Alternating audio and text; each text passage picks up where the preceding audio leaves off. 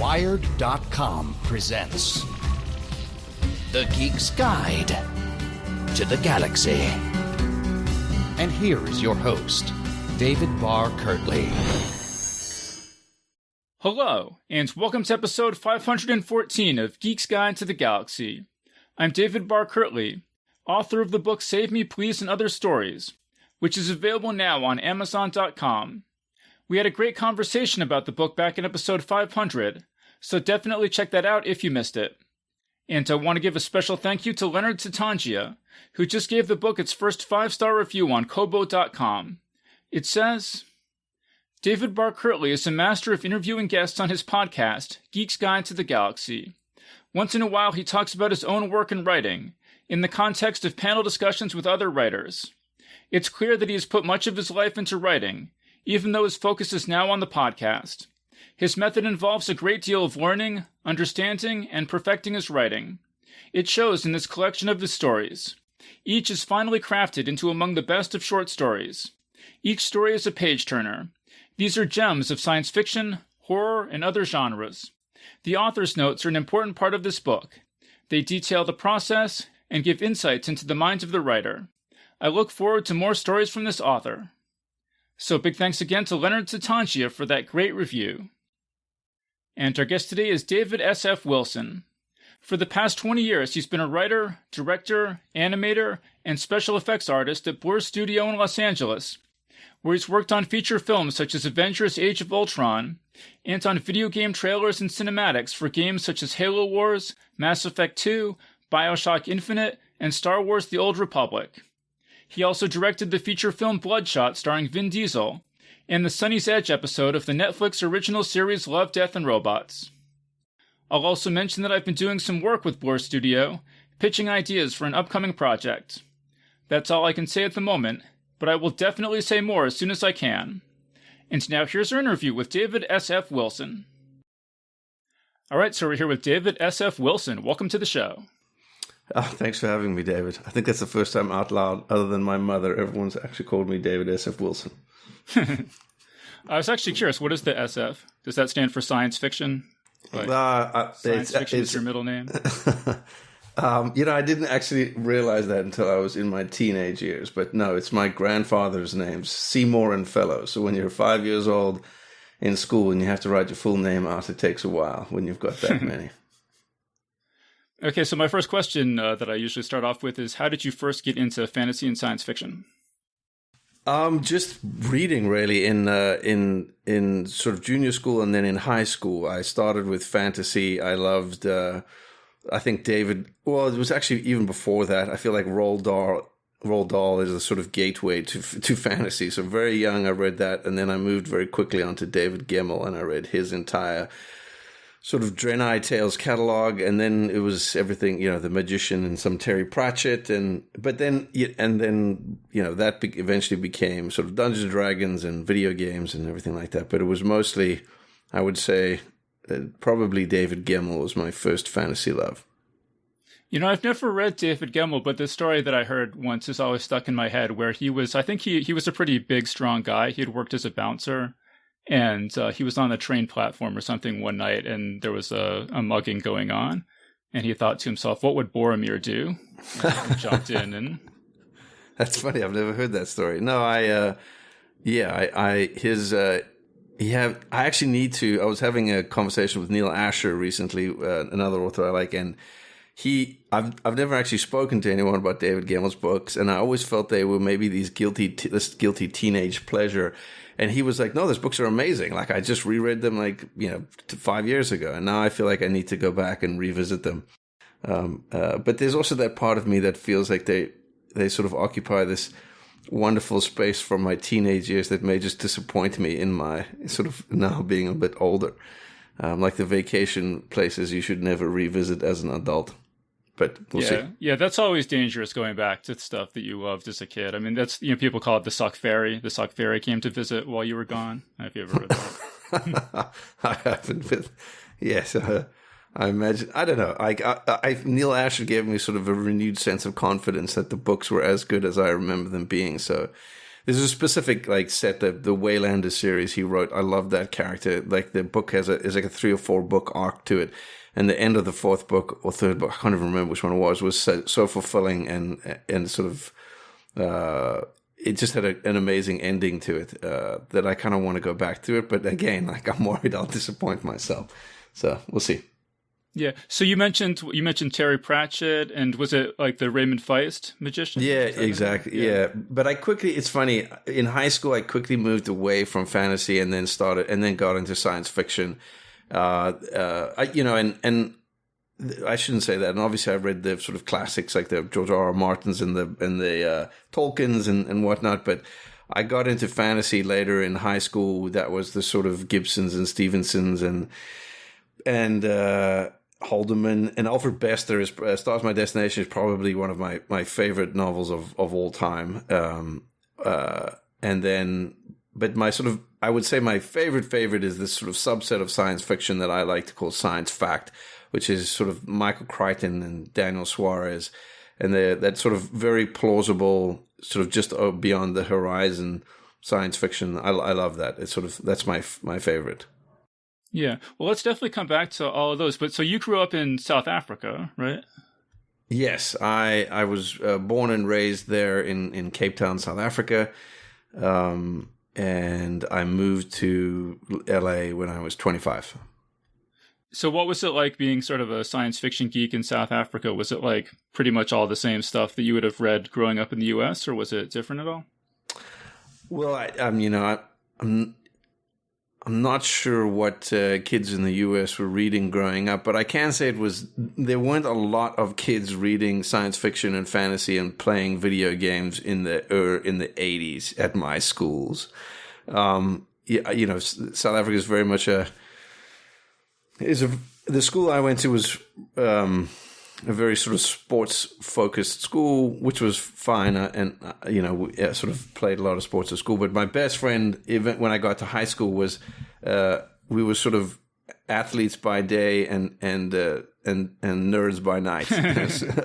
And when we got home, all we wanted to do was get on our computers and that's who I used to play Dungeons and Dragons with. But then when like the video games and like Richard Garriott's or Lord British's like Ultima series came along, that was it. So we sort of left the D&D campaigns behind. But it was, it was a sort of, it was a bit weird, not frowned upon, but it was a very small community of people, sort of PC gamers and science fiction and fantasy folks back then. At least it felt like there were far fewer of us then than there are now. But I loved it. It was not, luckily enough, like no one ever sort of gave us a hard time about it.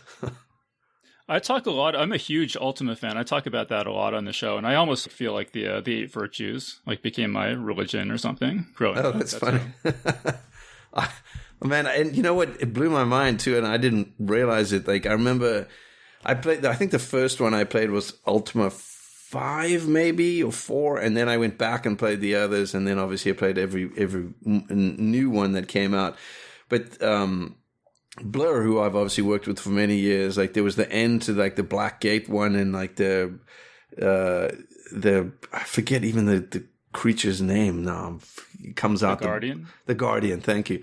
Guardian comes out of the Black Gate, and I remember like I watched the end of that game like probably 50 times, because like the graphics back then, which would have been like early 90s maybe, were amazing. And then I found out later that Blur actually did that. I didn't know that. But yes, I love those games. I used to have to wedge my spacebar down and then go have dinner so that I could sail across the ocean. Yeah. That's really cool. And so then I watched another interview with you, and it said you met Neil Blomkamp somewhere around there.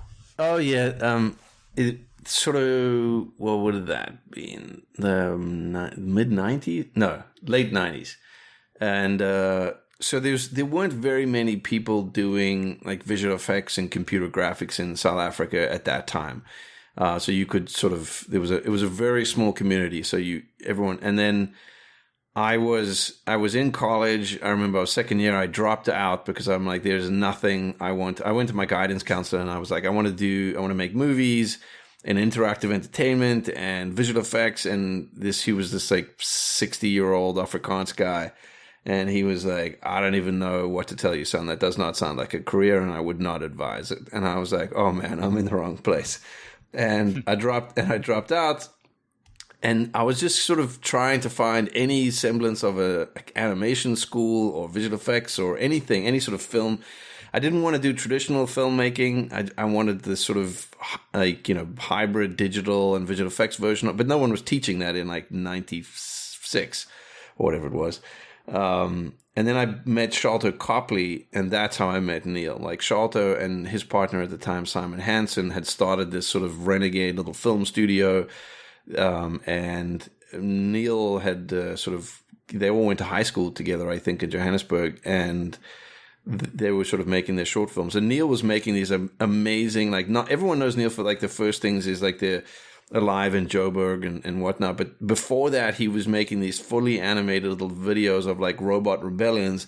And this is right at the time, like Pixar was making Toy Story. So, I love Toy Story, but I would see what Neil was making and be like, I want to do that. And that's sort of, that really like set me down like a path of animation for 20 years. Like I was like, I want to, and I sort of didn't turn. And that's how I met Neil like once or twice in South Africa and briefly, and he came by Blur once in LA, but I haven't seen him in years and years. But that our paths did cross because it was a very small community. And so how did you meet Sholto Copley in the first place? Like through the internet, or? I was at I was at like an animation school, and Sholto and Simon came by just to talk about what they were doing, and they left, and I sort of ran after them, and I was like, "Can I come and work for you?" And they're like, "But you're in that school," and I'm like, "Yeah, I'll just drop out." and they were like, "Well, don't do that. Like, just finish." And then so I finished like 1 year at this little animation school. And which was teaching like traditional animation. I was literally like painting cells, and then over my summer vacation, I went and interned for them in their like computer graphics department, which was literally like me and one other person. And then after the summer break, I was like, I don't want to go back, and I'm like, can you give me a job? And they were like, yes. And then that led into like a whole bigger partnership. That endeavor went bust, and Sholto, Simon, and I started this visual effects company, and then I ran it for them, and they were still doing their TV thing, and so we had a partnership for a while. It didn't end well back then because I wanted out. I didn't want to run a company. I just wanted to like create content. But Sholto and I have remained friendly. I saw him a couple of months ago. Actually, he was going off to film with Idris. I think the movie's called The Beast. But so yeah, we're still friendly. We just common paths. We wanted to, we were all sort of trying to make films and do it in South Africa, which is difficult because everything sort of comes there from somewhere else. They film, they pack up, they leave, and we wanted to be on the ideation part of that process. So we all sort of packed up and left. Well, because in this other interview, you said that Neil Blomkamp went off to film school in like Vancouver or something, and then he left behind all this like all the stuff on his computer, and you kind of like picked it up and started. Oh yeah, like he went to the Vancouver Film School, I think, and Sholto and Simon still had like a lot of the like Lightwave work files he'd been working with back then. So I'd open them up and like poke around at what he'd been doing. It was funny though, like how I remember he came back. One of the times I met him, he came back to like a vacation in South Africa, and he came by like the offices that we were working out of, and he sat down at a computer for like an hour and he modeled something. And it was amazing just like how much, like, if you're in it and you're watching someone else do it, it's very like that process of learning just by seeing someone other's methodology to how they get something done is awesome. And I just, it's one of the things I kind of don't like about what's happening at Blur right now, where it's just like we're all segregated. Like, in other words, we're sitting in our homes working. You don't get to walk by someone's desk and see how they're doing it. So like, just, yes, the files he left behind, like even being there a little bit when he was doing it himself, like was very informative. He's like amazingly fast. I remember that being like how quick he could model and put things together. Like it was awesome. And then you said somehow Tim Miller like found your work online or something and invited you to come work at Blur. Yes, although Tim would, I actually feel like the first few people I spoke to were, there was like a very even in the States, it was still a very small community of online like 3D artists that were online, and there were a couple of them. Like Neil Blevins was one of them. He was pretty prolific. He would write a lot of tools for Macs, and the reason I found Blur is they're very sort of community based with their tools. Anything they would write or make, they would publish online, and there was, like I said, it's a very small community. So you're always kind of looking for if there was a way to do something quicker or faster or a workaround. They would put it online and you could download it. So I met a bunch of them online like that. Feng Zhu was a concept artist time. This Richard Bluff and Jeremy Cook went on to be ILM supervisors. Neil was at Pixar the last I heard. I'm not sure where he is now. But I met them all online, and then, Tim eventually popped up and said, "Do you want to come and work?" And at the time, I think it was like 22 or 23, and ILM and Digital Domain, the same sort of thing. They were all, like, I had opportunity to go to all these places, but the thing about Blur I loved is it felt like this small little place where you could make a big impact rather than like a one of 1,000. And I just like the people there. They've had a very sort of frontier like approach to how they were doing things. You got to do a bit of everything rather than like being a specialist at one thing. And I like that more because ultimately I wanted to tell my own stories and direct. So I felt like the larger impact I can have over the production, or the broader impact, I should say, over the production, the better. So Tim eventually called and flew me out, and I've sort of been with him one way or another for the last 20 years. So what was that like? So you're 22 or 23 or something, and you moved from South Africa to Los Angeles, right? Yeah, I actually waited 2 years. My lawyers advised me because they were like, if you go between the ages of 18 and 25, then you're eligible for military drafting, and the Gulf War is about to sort of flame up. So I was like, you know what, I'll wait 2 years and then I'll go. So I worked for a little bit from South Africa, like remotely, and then I got on a plane when I was 25 or 26 or something like that. But it was pretty amazing. Like I'd never been in any visual effects studio in South Africa had 3 or 5 people in them, and Blur had 20 or 30 at the time when I got there. And within the first year, it was up to like 60 or so because we expanded for this one project.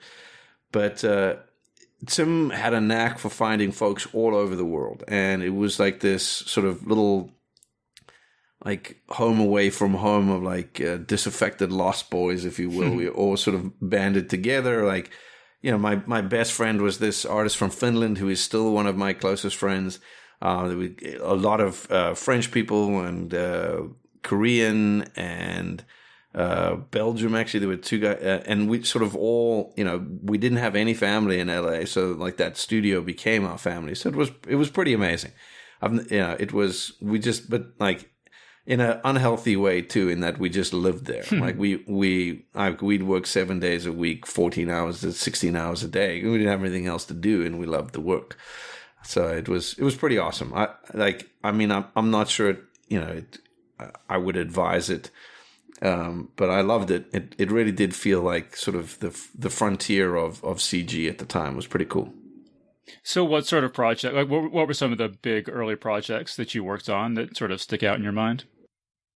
Well, most of back then the Blur was most known for game cinematics. So we would basically be doing trailers for video games. I don't know how many people know that. And ride films were the actual other thing. Like we didn't do a lot of film visual effects. I felt that I personally didn't like it. It was sort of paint by numbers in a way. But the cinematics we got a lot of freedom. And in the first few years, my favorite was a Warhammer spot that we did that I still love, that we got 6 weeks to do, which was an insane. No one wanted to do it except for me, but I'm a huge 40K fan, so I was like, we have to do this job. I loved that. We did a lot of Halo. I worked with this like one of the sort of legends of gaming, Graham Devine, when we did Halo Wars together, Graham and I, which was awesome. And then a little later, after being there a couple of years, the Star Wars stuff started coming in, and I'm also a giant Star Wars nerd. So those are some pretty big highlights for me. I know I'm forgetting so many projects, but there were a lot. Well, no, I was really excited actually when I looked at your IMDb page that you did this Star Wars: The Old Republic Return. It's called, right? Because I've never even played that game, but I love that trailer. I mean, I've watched that like 20 times over the years, so okay. It's just like a great little movie. Even like I said, like I've never even played the game, but I just watch it over and over. Oh, that's cool. I'm a big Star Wars fan, and when those trailers came in, Tim would always get a call from someone, and then he'd come over to my desk and be like, "I just got a call from LucasArts," and I was like, "Oh God, please God, be the Force Unleashed," because I was playing the Force Unleashed at the time, and I was such a big fan of that game. It turns out it wasn't that; it was the Old Republic, which I hadn't heard of because it hadn't come out yet, and I was like, what is this?" And then it's funny. It was at the time when no one was doing anything with Star Wars, so it was after the prequels. But obviously before the sequels, and there was like very few people paying attention to Star Wars. So we were given a lot of freedom. And so they came and they told us what we would, BioWare, who were making the game, came to us and said, "This is what we're doing." And all they gave us, that's why I said we were given a lot of freedom. And they would say it's essentially the Sith are returning, and we want some story that showcases the sacking of Coruscant. And I was like, okay. And I'm like, can I write whatever I want? It's like, yes, but you got to feature a bounty hunter, and we got to have some Sith, and we blah blah blah. I'm like, okay, no problem. And then I went away and wrote that trailer where they, like, I think it's called Deceived or whatever, and that was the first one we did. And what's amazing about that is, like, I still, that character. There's a character in that called Darth Malgus, who didn't exist until I wrote him in that script and we put him in that trailer, and now there are books and statues, and it's I still sort of pinch myself that there's a corner of the Star Wars universe somewhere that like didn't exist until I put it down on a page. So that part to me is like pretty happy about that. But then we did 4 more after that, I think. One of them I didn't do. I didn't write and direct. Tim did. But other than that, I did most of the Star Wars trailers. And then eventually we did get to do some Force Unleashed trailers too with Hayden Blackman, who I love, who's, I think, I love his Star Wars writing. He's great. Well, I just love those because it's the one I'm thinking of, Return. It's basically this big lightsaber battle, and yep. I know the it's and you see it's like force blasts and ripping pieces of machinery and hurling them around and stuff, and it's all just choreographed in this really amazing way, and I think it exceeds any of the action scenes in the live action movies, honestly. But I mean, how much of that, like, did you just sit down and write, like, and then he like throws his lightsaber at him and he like bends down and it like goes no. Well, that is the one you have watched, ironically. I think that, if I'm remembering the one, that is the one Tim did. You're listed as the director on it. I mean, oh really? Oh, that's weird. Yeah. Well, maybe I'm just misremembering. But we write the action in the cinematics is pretty specific, so we usually do write it out beat by beat. But we work, when we did the first one, we used to do all of our motion capture ourselves, and I literally mean we would get in the suits ourselves and do it. And when we did the first trailer, I was like, guys, we've got to get better, like, action. We got to get real stunt teams in here. I shouldn't say that because we had some stunt teams, but like folks who are excellent and professionals at swordplay. I want to bring them in and motion capture them. And it's funny because at the time, 8711, which is obviously now David Leitch's and Chad Stahelski's company, and everyone knows who they are. But at the time, like, they weren't as well known, and I tried to get them to do it, but we couldn't afford them. So I ended up, we built our own little team, the stunt coordinator at the time, Philip Silvera, who Tim actually went on to work with on Deadpool. I think he's actually maybe doing Halo now. He ended up being our sort of go-to resource for all those. So we would get in early to a mocap stage with Phil, and like you would do stunt prep for any film or TV series, we did the same thing. So we would block it all out. We would certainly have the major action beats, like you talked about, like I want to throw the lightsaber, or force pull some debris over here or there. But it was all like we would plan that like any film shoot with stunt teams. Yeah, no, okay. No. I was just going to say, of course, like we do storyboards and previs and all that stuff as you would. Yeah, and I would just definitely encourage everyone, listening to watch these things, because I think they're so amazing. Oh, thank you. I recently rewatched them because someone ran them through a 4K AI algorithm, and they look amazing. They look better than when we made them. So there are like supercuts out there which string them all together. And it is they were fun to rewatch. It's funny. I have a project with Craig Kyle, who was one of the writers on Thor: The Dark World. And when that movie came out, I got a lot of texts, and I was like, "Wait, what's going on?" They're like, "Dude, you got to go watch it." And there's a scene in there where this like ship from the Dark Elves crash into like Asgard, and it's very familiar to a trailer that we created. And when I finally sort of went with Craig, he was like, "Yep, we'd seen those."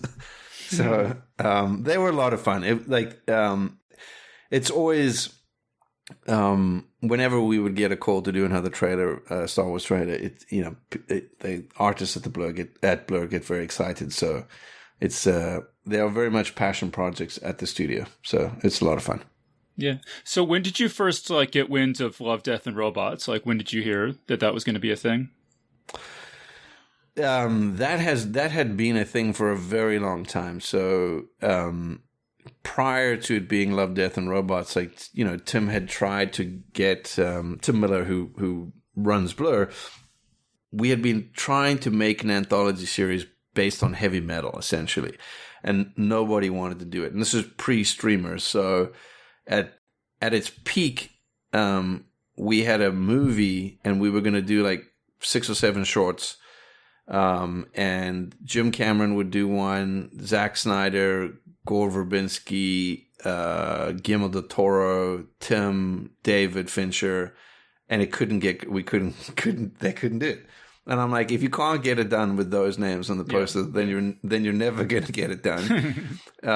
And they couldn't. And Tim had generated all the that was based on sort of curated pre-existing short stories that many short story authors had written. And so, but we couldn't get it going. And then after the success of Deadpool, David was like, now's the time to try again with, because David got involved early with heavy metal because Tim and him had sort of brainstormed it together. But they, on the heels of the success of Deadpool, they took it to Netflix. And, I think the streaming model is perfect for that sort of content. So they said yes. And then it became Love, Death, and Robots. So how did David Fincher get involved with Blur in the first place? Like he knew Tim from way back, or how did they know each other? No, so I'm sure you know David's history, but obviously he was at ILM. I think he was like a matte painter or something like that at ILM. So he was very well versed in like animation and digital and visual effects and whatnot. And so I think it maybe was like 2009 or 10. Someone put Blur on David's radar, and he came out. And David can be a pretty opinionated gentleman himself. So is Tim. So I think they've got along like two peas in a pod. And that was the sort of beginning of the relationship. But then we helped David on like little visual effects here or there. Like we'd never done a lot, but we would do favors for folks. But I think the largest collaboration we did with David was the opening titles to the Gold Dragon Tattoo.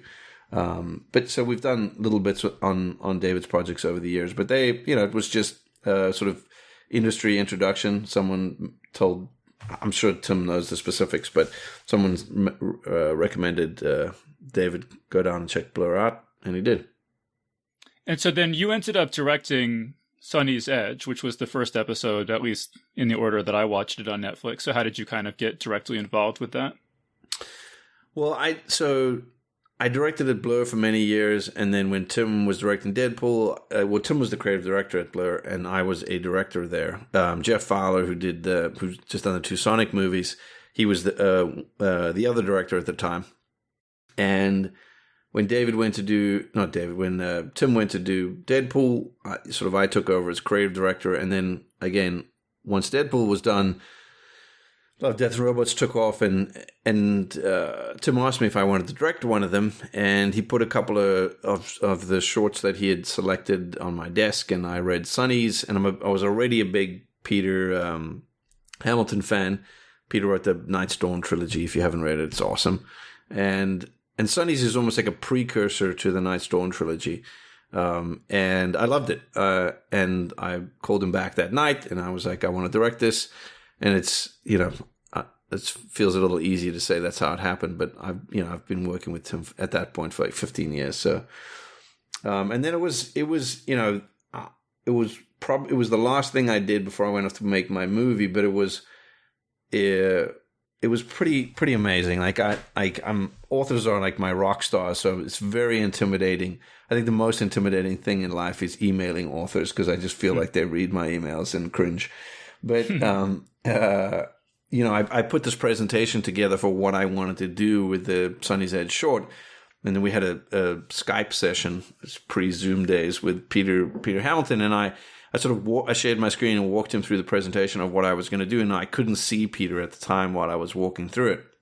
When I finished and I closed the presentation, it was just this gentleman staring back at me with this sort of ear-to-ear grin, and he was so excited that made my year. And then when he actually watched it in a theater in London at the premiere with Alistair Reynolds, and he sent me the most amazing email. He was saying, I haven't experienced a feeling like that since I was a kid in the theater watching Star Wars and the Star Destroyer rumbled overhead. He was like, he's talking about when he watched Sunny's, and Alistair Reynolds wrote Beyond the Killer Rift in the first season. And it was nice to hear that from sort of your literary idols. Yeah, that's amazing. And I don't know if this is the same thing or not, but I mean, I was sent this sort of video presentation that you narrated for what you were, what the aesthetics of. I guess it was made after the thing was completed, so I guess it's not the exact same thing. But you walked through like, I want the arena to be an octagon. Oh, you saw? Oh, right, of course, yes. I forget those things get shared. Yes, that is what I did that before. Obviously before that was my director's sort of guide to what I want the episode to be. That's what I walked Peter through. Okay. And then what I did was, and funny, I did that with Sunny's, and then I had to do it so many times that I ended up recording myself. And I did this with my film too. I now make a habit of it, and I have one for the series that I'm on now where inevitably you're giving some sort of presentation to groups of people to either get them on board, or whether it's casting or whatever it might be. And I find it's like the best tool for indoctrinating like your crew or your cast or whoever it may be onto the show. So I look back at that Sunny's one and I'm like, oh man, this is so dry and boring. But it sort of was the basis for like building these pitch videos that are, I find like a nice way to get people excited and also in line with what you're trying to do as a director.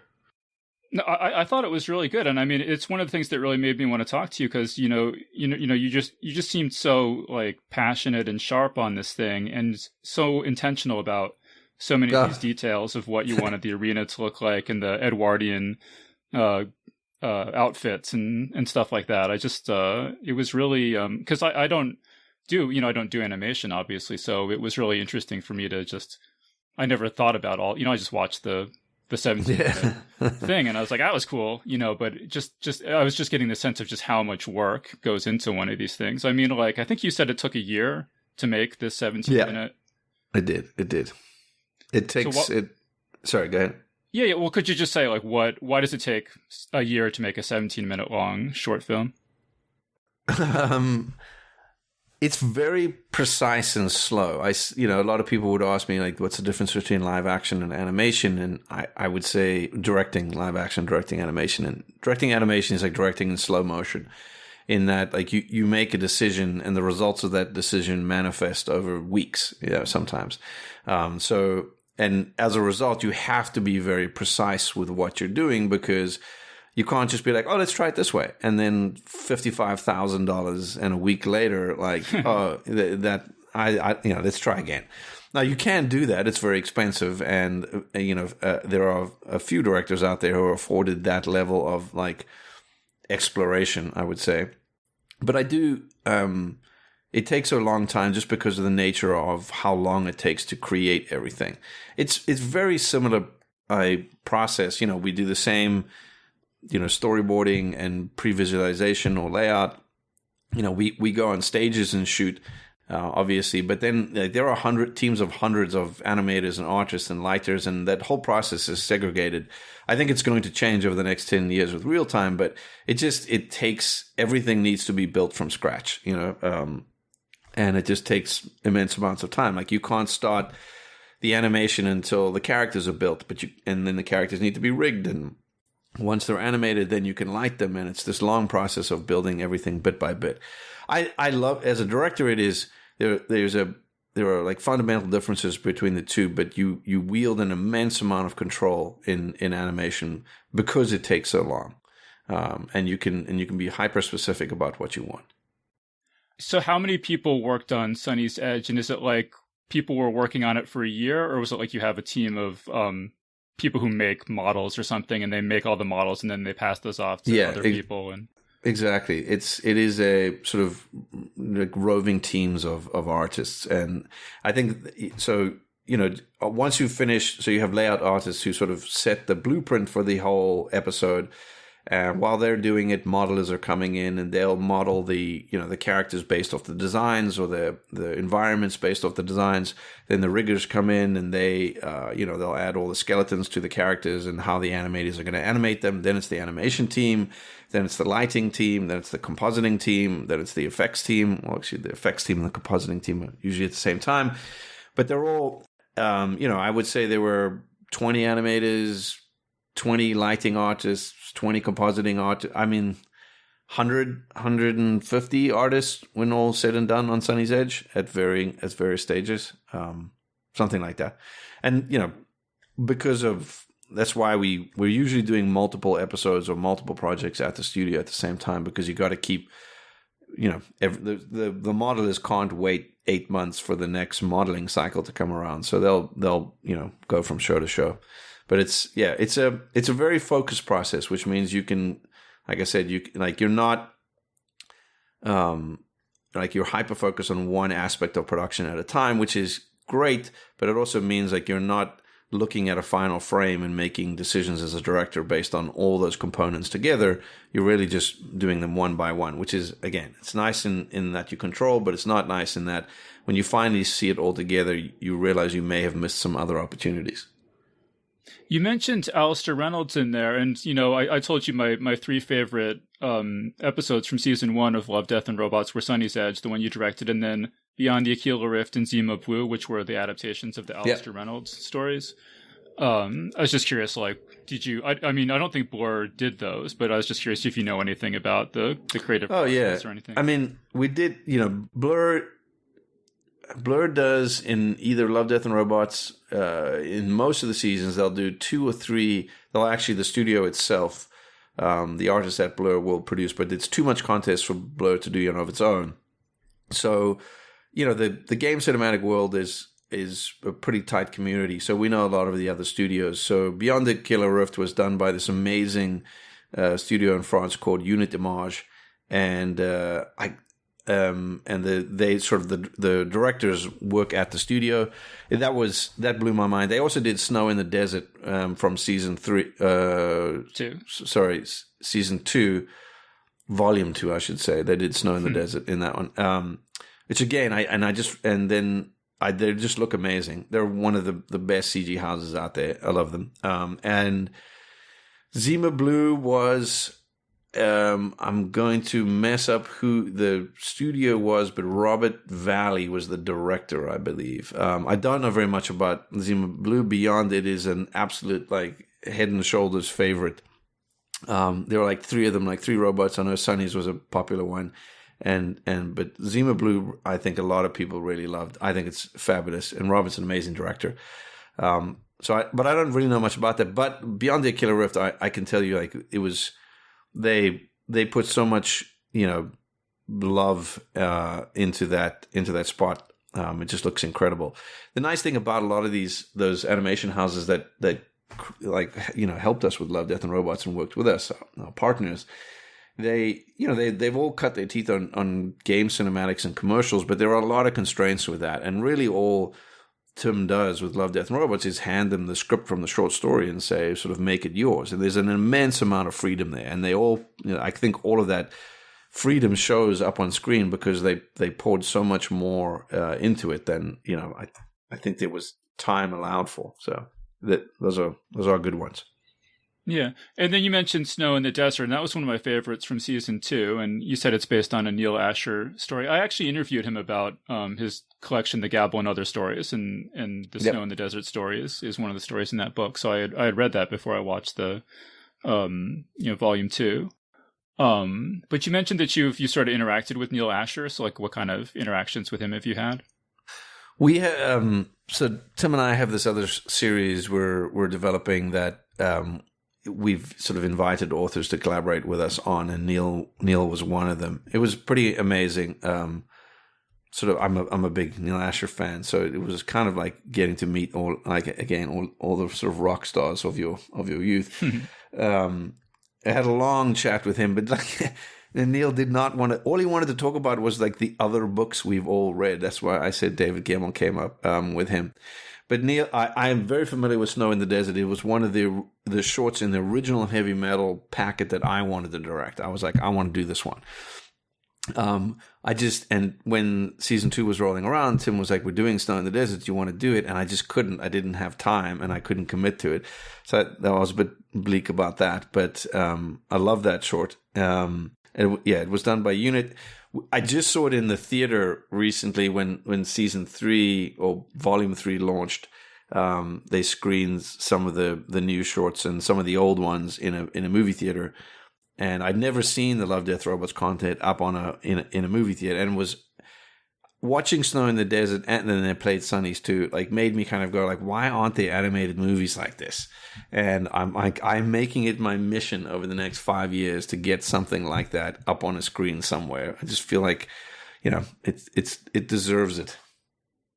Yeah, I mean, I've been saying for you. I mean, like, Love, Death, and Robots is like the kind of show. I mean, I've been saying for years there should be, they should take great science fiction stories, published science fiction stories from top authors, and do them as animation. And it's like in an anthology format. So, like Love, Death, and Robots, that's exactly what I, have always been saying should be. Yeah, some of those, and I say it in my pitch for this series that we're making, some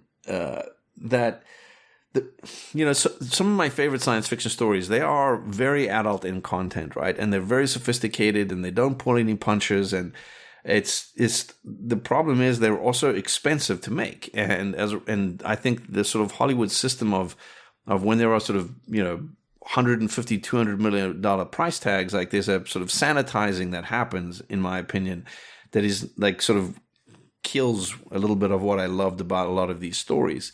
And ironically, like you can like the cost of making a high-end animated film is a fraction of what it would be to do it in live action. So part of me is like, let's just take a shot at at doing it animated and see what that looks like. Final Fantasy came out years ago, and I didn't do anyone any favors as a sort of test case for what that would look like. But I think we're getting closer to the point where I'm hoping we can take a shot at that. I mean, I see all these video game adaptations like Mass Effect and whatnot, and part of me wants to be like, oh man, that should be like the highest end animation we have to offer. Like, and I don't know. But maybe that's just because I'm biased because I love animation. Yeah, no, I feel the same way. I mean, because there's just so much you can do in animation that's that's hard to do in live action. And a lot of the live action, there's sort of like a weird discontinuity between the live action elements and the CGI elements. And then if it's just all animated, then everything just fits together more smoothly and, seamlessly. Yeah, and it's just easy. Like, I mean, like you can do a complicated crane move in a computer in 5 seconds. And on a set somewhere, it is hours of setup and rehearsal and practice, and it's just like, it's tough. Like all that takes time and money, and I'm like, I want to be able to do that stuff in quickly. And I came back and we from filming, and Tim had put this like little sizzle reel of all these different IPs, these animated IPs that we were kind of building this new series out of. And I watched it and I was like, it just feels like the biggest blockbusters out there, but it costs like a quarter of the price. And I'm like, if we can just, but I don't know if it's like, if there is something that people disconnect with when they know they're watching animation. I don't know. That's why I feel like we have to make at least a movie at that quality that looks like that. Yeah. And see what happens. But like there were just so many like Doom, for example. Like they should not make Doom a live action movie. It should be like the like a sea change of animated films for that sort of content.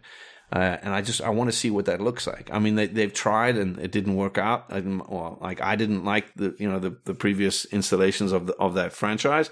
I'm like, the next version should not be live action. It should be an animated movie, and it should be R-rated and aggressive and like nothing you've ever seen like in that space before. But I don't think you do that live action. I think you make it animated. Yeah, I totally agree with that. So you said that you couldn't do Snow in the Desert because you were busy with other stuff. Was that Bloodshot?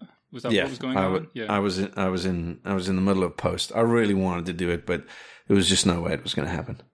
Do you want to just say like what was the experience like of doing Bloodshot? Because that was, I'll say, it was a live action feature starring Vin Diesel. So yeah, it was.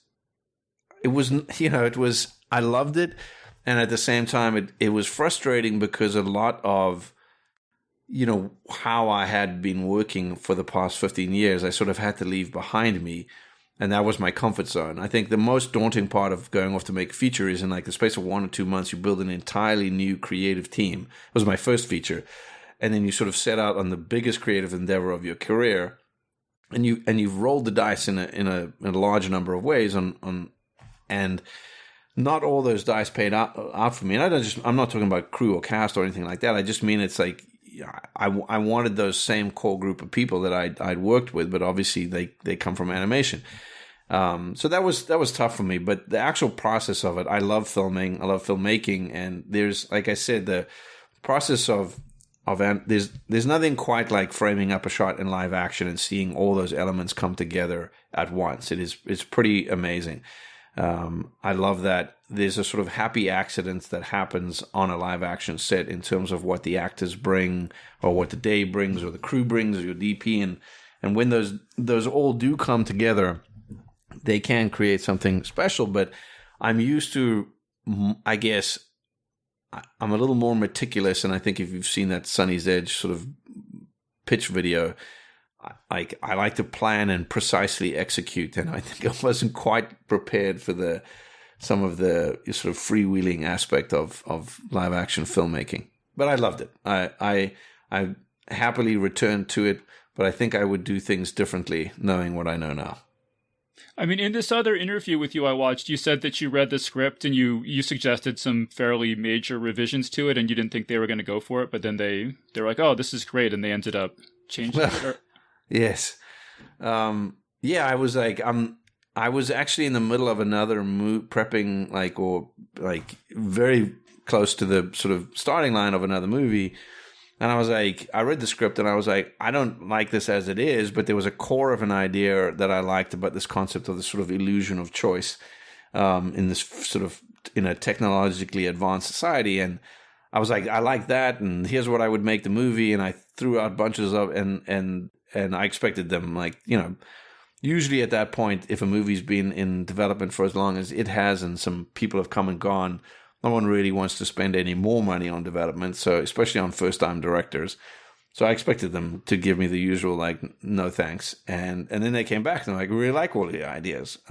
I was like, you realize I want to change a lot of it, right? And they were like, yeah, that's fine. And they did.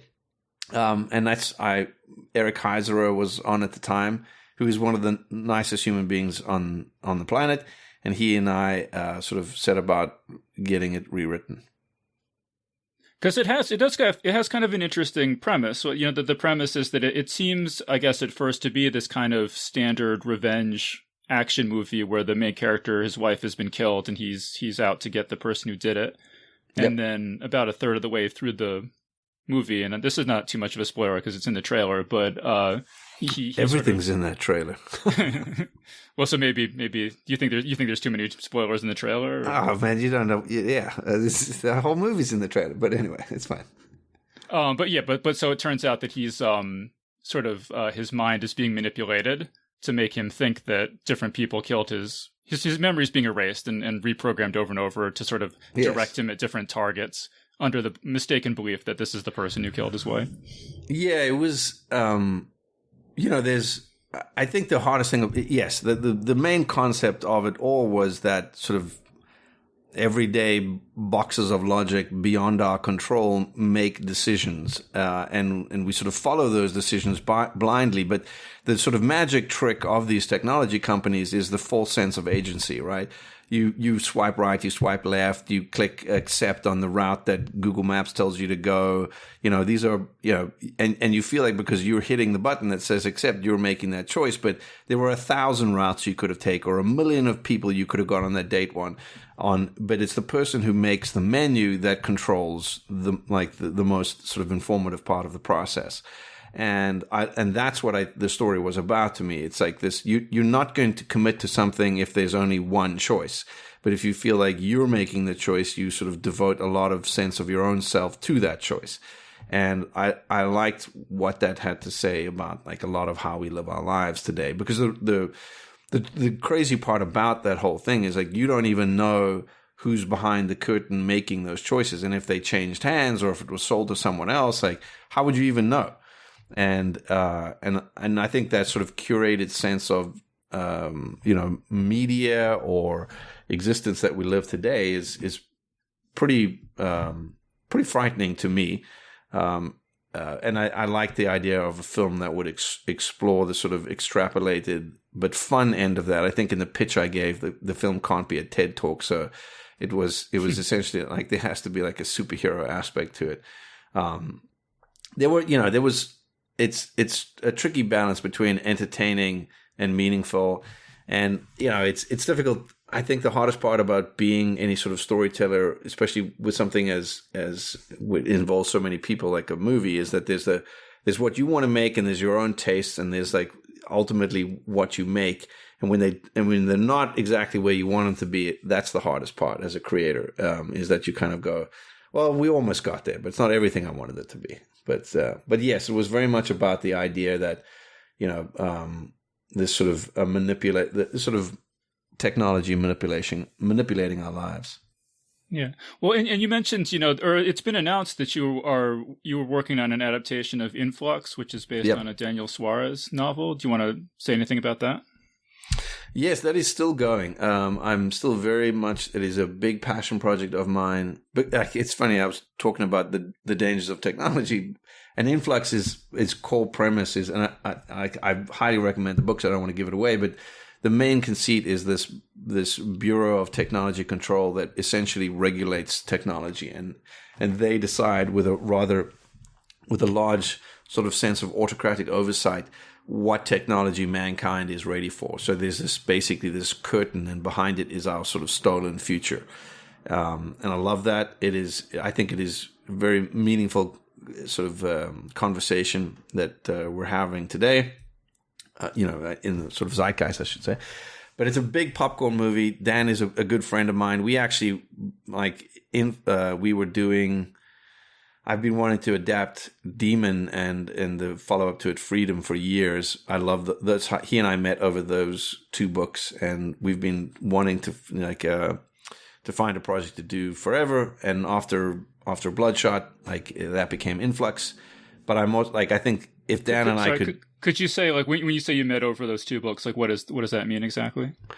Oh, so I'll try and tell the story as quickly as I can. I directed this trailer for The Division, and Chris Anderson, who used to edit Wired magazine, tweeted something about it. He was like, "These things are a new art form," and because I'm a giant dork, and I'm not really very prevalent on social media, I found Chris's email address and emailed him, and I was like, "You can't believe what a kick that is for me. I'm such a big fan of Wired, blah blah blah."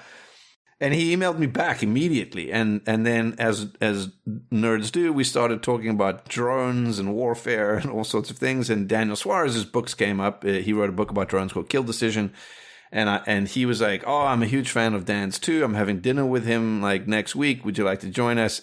Which is like, for me, that's like getting a box tickets to the Super Bowl. I don't, so it was the most exciting dinner of my life, and there were 8 of us there, and I didn't really get to talk to Dan much at the dinner, and all I wanted to talk to him about was Demon. And I, after dinner wrapped, like we were leaving, and I said, I love Demon of Freedom. I'm a huge fan. Like, what's happening with him? And he was like, "Oh, I have a script at Paramount." And I'm like, "I know, I've read it." And he was like, "Oh, how did you get?" And I'm like, it was quite long in development at that point, but he was like, "What do you think about it?" And I was like, "Well, I mean, I love the books. That script is not your books. I'm sorry, I don't like it." And I won't get into the details, but that we became friends over that. I mean, look, if you've read that script, like if you've read Demon, it's an amazing book, but that script ended with them in a bunker in Rio unplugging the internet, and I was like, "What is this movie?" So we became friends over it. We talked about it. We developed it for a long, long time. We wanted to make a TV series into it, and we still do. But what happened was I came back from making my movie, and I was like, "All right, let's get back to Demon." And he put the manuscript for Delta V on my desk, which is another of his books. And he's like, "I want to do this." So we got sidetracked and are still doing that. So you're doing Delta V as well as Influx, or you're... We are developing it. Let's say it's a longer term thing for us, but it is. There are projects that are you want to make because Influx is a big fun popcorn movie and it does have something to say. But Delta V is a very meaningful project to Dan, as it is to me. Essentially, the story of how we become a spacefaring species. Which I think is an important aspect of who we are and what we're going to become one day. And it's just this amazing sort of frontier story about, like conquering the greatest frontier ahead of mankind. It's inspiring. I think we need to get there. And so if you watch that Sunny's Edge pitch video I made, imagine like that times 10 on steroids, and I'm sort of built this pitch video for Delta V that we're hoping one day to get set up, but it is a long road. It's a very, very sort of expensive series, but because it deals with asteroid mining, but it's sort of one of those stories that let me put it this way, like the end of the pitch is me sort of essentially saying there's a part of it which talks about how science fiction sort of has inspired some of the largest technological leaps that our species has ever undertaken. And I believe that as storytellers, we shouldn't be sort of riding in the wake of like the Bezoses and Musks who are building rockets. We should be inspiring them on, what we want to do. And like, that's what the series is about. I could go on for hours about Delta V and how we're not where we should be with space exploration. But yes, if I could click my fingers, that would be one of the projects that I would love to see happen very soon. It's just very meaningful to Dan and I. Yeah, no, that sounds amazing. I always love, when I always feel like there's not enough outer space science fiction. So just anything involving outer space, I'm always really happy to see. Oh, it's pretty amazing. But it's also, there's this amazing TED talk by the NASA's chief economist.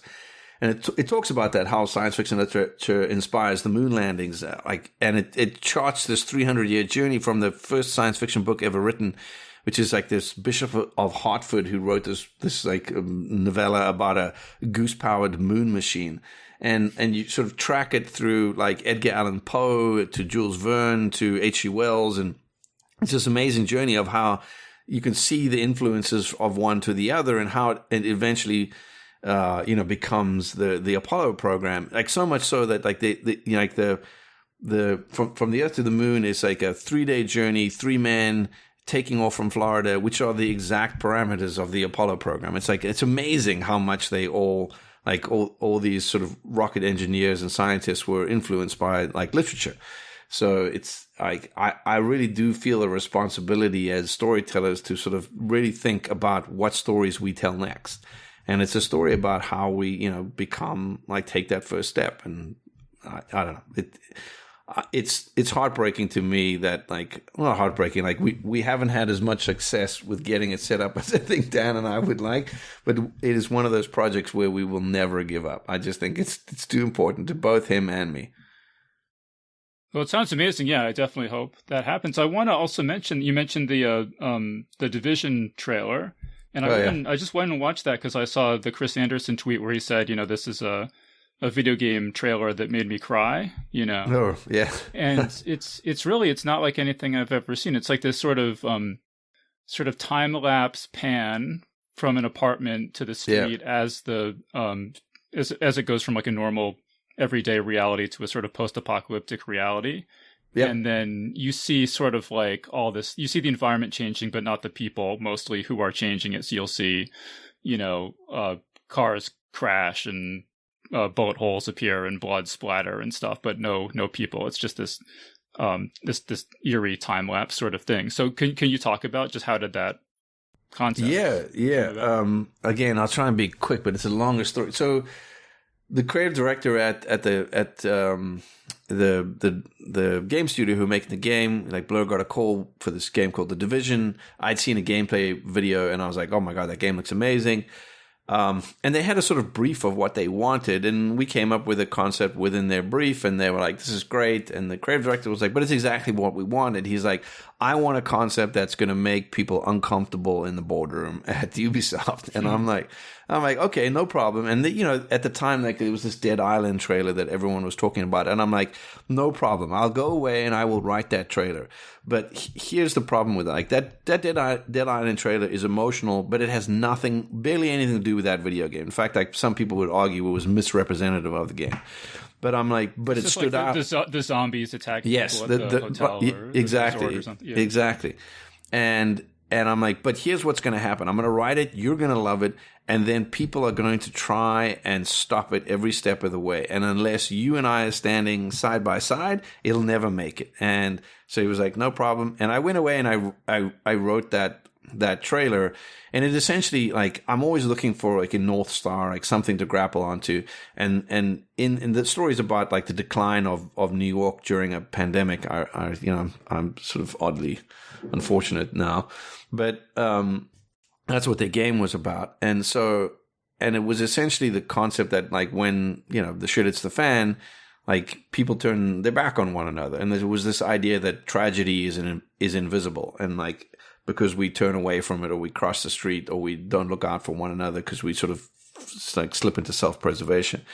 And so that's why you can't see anyone, because it's the idea that we choose not to. And so I wrote the trailer, and I was not wrong, because about halfway through, when we had the first cut of it, Ubisoft called and they were like, your trailer's depressing. Like you need to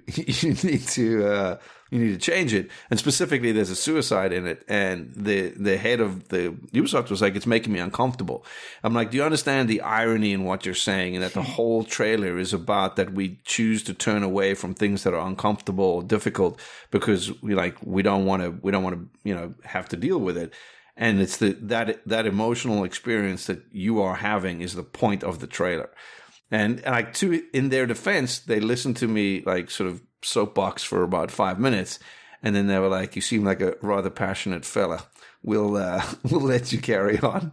and they made me add some flamethrower guys at the end. But other than that, they left me alone. It was one of the few trailers where like no, it didn't really change. I directed what I wrote, and credit to the creative director Rodrigo Cortes. Like, he stood by my side and defended the decisions all the way through. One of my favorites. Yeah, no, that's so great. No, like I said, like I didn't know this whole story about the Division trailer, but definitely I hear the passion that they were talking about, and also the passion for the Delta V project. And this is exactly why I wanted to talk to you, because like I totally detected that just watching the Sunny's Edge presentation. Oh, thank you. Yeah, that's kind of you to say. I will say this: it is. Like, I don't know how you take the time we take to make the things we do with the hundreds of people you will, invite on these journeys with you without being that passionate about it. It's a very hard choice I think the hardest choice you make as a director sometimes is like what you actually do choose to direct, because what the other projects that will die behind closed doors as you're doing other things is terrifying. Like, if I go off, like, you go off and make one thing, like, what happens to the other thing? So, but I don't know how you do it without like an immense amount of passion. Like, it just takes too long. Like, and I think, like the little videos that I made one, I made the same one for my film. I made the same one for the series, and it's just, you just need to get people excited about it. Like, then they will only hopefully like hand the baton to the next person with as much enthusiasm as you gave it to them.